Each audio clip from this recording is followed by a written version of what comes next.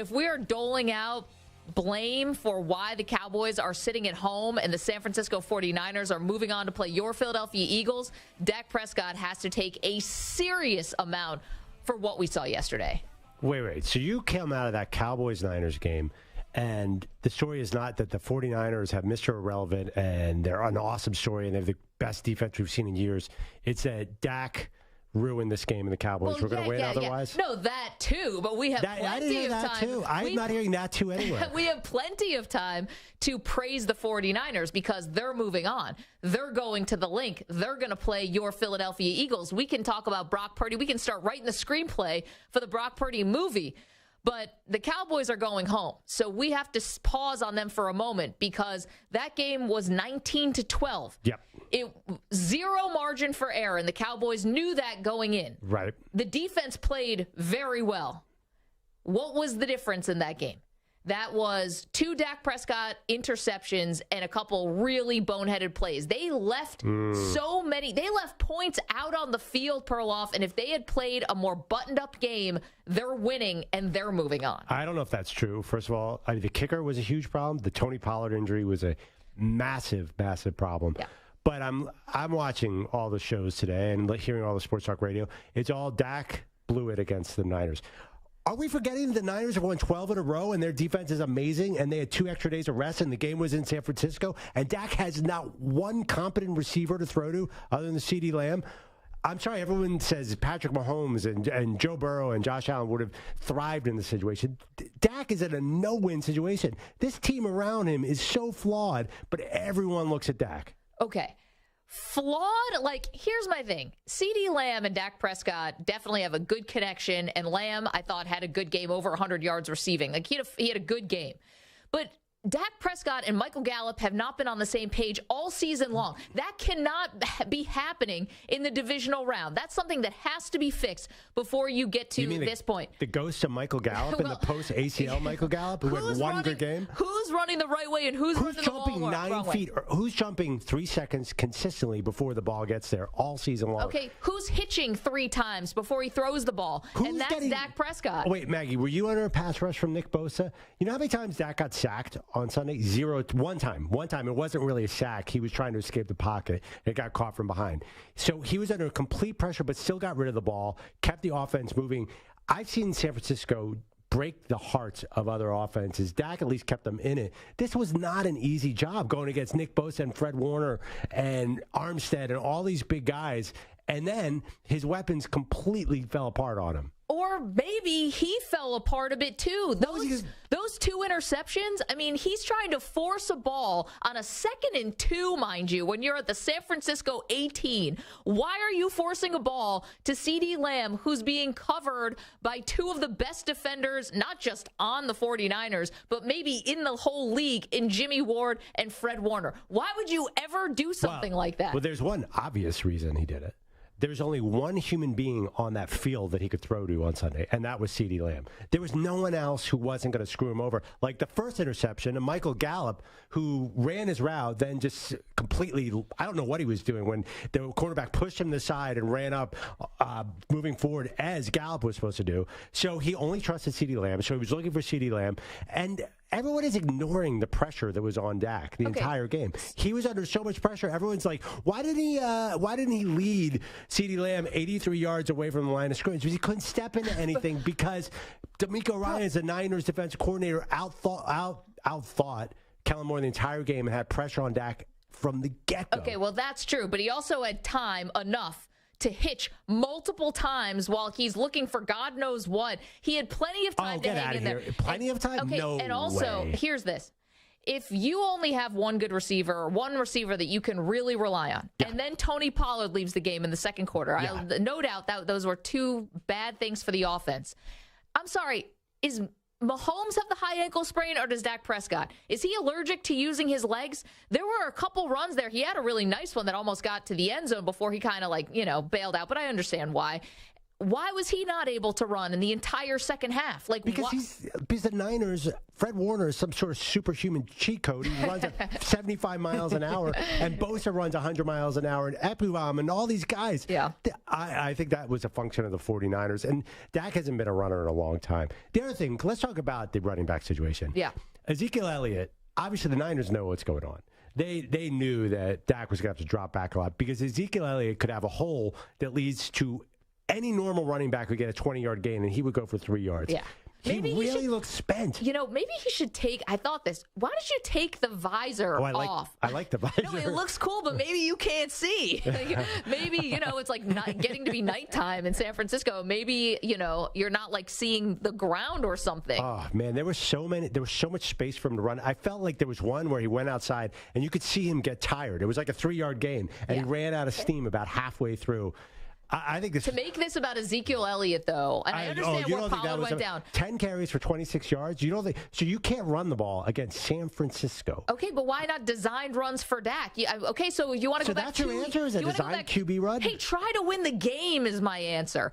Like, if you want to go back to 2 years ago where his leg got broken by Logan Ryan and he doesn't want to run anymore, then that takes away a massive thing that Prescott can do. He's big, he's strong, he should be able to run. That's not what we say. The quarterback should be running. That's not the key to long-term success in the NFL. Okay, well, you're trying to, not long-term success. How about success last night? When you're in a close game, you're tied at halftime, and you just had your best running back and your best maybe all-around weapon besides Lamb goes down. You might have to improvise a little bit. You might have to do some things you don't want to do. Deebo Samuel didn't want to take the ball out of the backfield, but he kept doing it last year. Oh, man. The Niners' defense is hard to run on. I thought Daniel Jones was going to run all over the Eagles, but you saw how fast the Eagles' defensive linemen were, and they always caught him. San Francisco's defensive linemen are twice as fast as the Eagles' defensive linemen. I don't think that's the solution. I think the solution, if I look at what was wrong here, it's, first of all, it is Dak Prescott. He did screw up. I'm not going to say that he was perfect. He definitely made some big mistakes, but the pressure was a huge problem. They were swarming on him and getting at him really fast. And there's so many plays where Kellen Moore's blocking scheme just seemed like it was in the wrong place at the wrong time. So Dak just had to get rid of the ball. Yeah, I mean, nobody was perfect here, but to put all the blame on Dak Prescott implies that he was captaining some sort of offensive all-star team. He wasn't. And what about the short rest? And what about the fact that it was in San Francisco? Okay. And what about you had Nick Bosa to deal with? And you neutralized Nick Bosa, probably the best defensive player in the NFL. Okay, Mr. Hindsight, because when we sat here on Friday and we're like, do we really think this is going to be the rest factor is going to be that much of a difference? Like, well, we do, but every player that I see that's getting interviewed says absolutely not. So I can't use it in retrospect and say that was the difference. And listen, if you want to sprinkle a little blame with Mike McCarthy and the clock management at the end, I don't know if it would have helped, but they did end up burning 30 seconds off of the punt. Listen, they got a gift that Elijah Mitchell, for some reason, ran out of bounds. It gave them an extra play when they should have burned a timeout, I thought. But from when Dak gets sacked to when they end up eventually punting the ball, they lost 30 seconds there when they could have. They had all three of their timeouts. How long were they? They didn't lose a whole 30 seconds because they would have had to take some time to get the punt unit on. No, but they got San Francisco ended up, kind of taking a little bit of time with their personnel. Maybe they lost 15 seconds, but it's going to take you 15 seconds to run the punt unit on. I mean, maybe they were a little slow, but that's definitely not where the game was lost. Well, I'm just saying, if you don't want this all to be on Dak, well, I guess you could sprinkle a little around to Mike McCarthy. I'll tell you where I would sprinkle. I would not put any on the defense, that's for sure. The Dallas defense played great. The Dallas defense was great. I would put this on the GM. Jerry? Yes, I think that...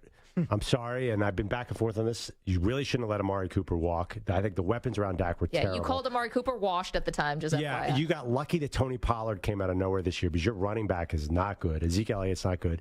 And you should not have let this kicker thing hover over the team. You should have cut that guy and started off someone completely different because it was such a huge factor of the first half. It was an overwhelming factor. Okay.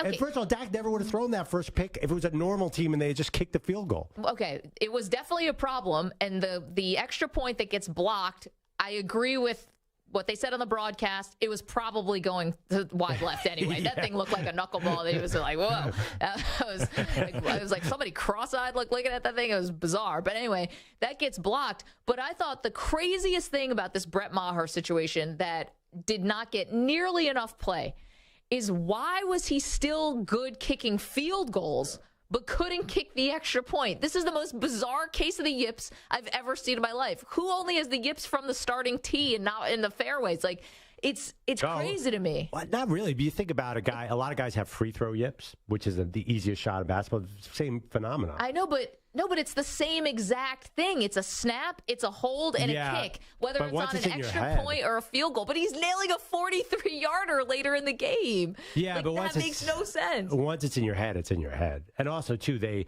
clearly were afraid to run him out for a field goal as well. This is not good when you do not know what your kicker is going to do in the divisional round of the playoffs. But there is so much that went wrong. I will agree. You didn't even say this. Cowboys should have came out of the first half with a good lead. 3 points, 7 points, 10 points. Yeah.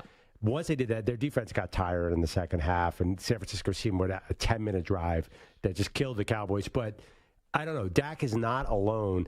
And everybody in Dallas, they want to get you want to get rid of Dak now? Is that where we're going? No, but I can understand being frustrated with them because you're 7 years in the league and Brock Purdy is a rookie. And if you had just told the person, an alien who landed from outer space, who's the better quarterback, they would have said Purdy. And Purdy didn't even play like an amazing game. Well, yeah, but if you had put moments. Dak in a Niners uniform yesterday and Purdy in the Cowboys uniform, the Niners would have eaten Purdy for lunch. They would have destroyed him. It's the decision making. It doesn't matter what uniform he's in. That's because Purdy had way more time, and he didn't even have a lot of time. But no. If Purdy was the Cowboys quarterback last night and Dak was the Niners, it would have been 31-7. It would have been a repeat of the Bucs game. Dak's a $40 million quarterback who's 7 years in the league. Of course he should look better than Purdy. Obviously he should, and he didn't. No. That's because of the team around him. On either uniform. Now, if Dak was throwing Ayuk and Debo and McCaffrey, oh, man, he would have thrown a pick. Oh, my. If he just you bet it, and you were right. If he had just had McCaffrey on his side, I think the Cowboys win by 2 touchdowns. I mean, they had nothing. What were they going to do? I didn't even think McCaffrey was he was good on the touchdown. That was pretty, but McCaffrey wasn't even. Elijah Mitchell took over in the second half. Will you agree? Name one unit on the Cowboys other than quarterback where the Cowboys had an edge. Just one little thing that they had an edge on. Nothing. The Niners had an edge at every single position group on both sides of the ball. I know the Cowboys have some good parts, but the Niners have a better offensive line, a way better defensive line. Mike, I don't know if you count them as part of the line. Yeah. They have much better linebackers. The secondary is kind of a wash. Trayvon Diggs forgot how to play football, apparently. He wanted... I couldn't tell what happened with the Kittle thing. He is coming in with his shoulder...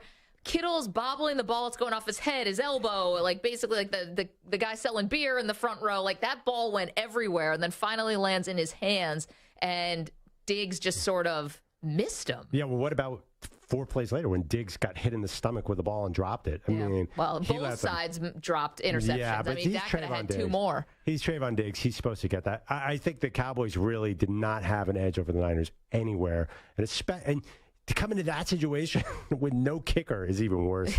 There's just a lot of problems with Dallas. To put it all on Dak is a mistake to me. 855-212-4CBS, 855-212-4227. All right, are you with Perloff that Dak Prescott is getting too much of the blame today?